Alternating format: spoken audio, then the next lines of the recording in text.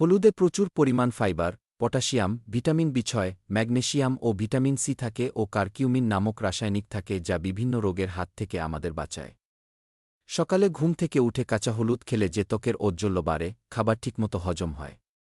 চলুন জেনে নেই কাঁচা হলুদের আরও কিছু গুণ সম্পর্কে।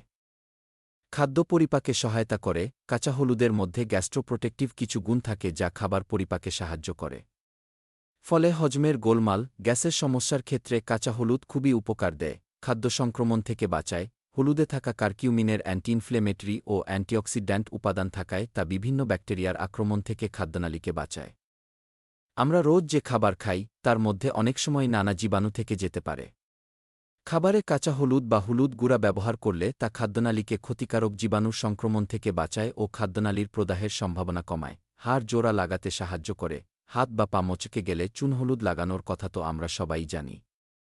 এছাড়া কাঁচা হলুদ বেটে ভাঙ্গা হাড়ের জায়গায় লাগালে তা উপকার দেয়।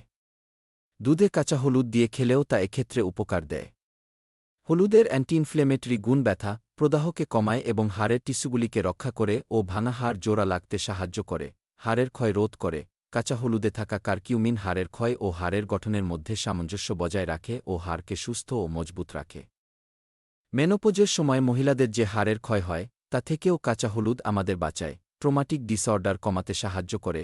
ট্রমাটিক ডিসঅর্ডারের ক্ষেত্রে যেসব খারাপ ও ভীতিজনক স্মৃতি থাকে, হলুদে থাকা কারকিউমিন তা কমাতে সাহায্য করে।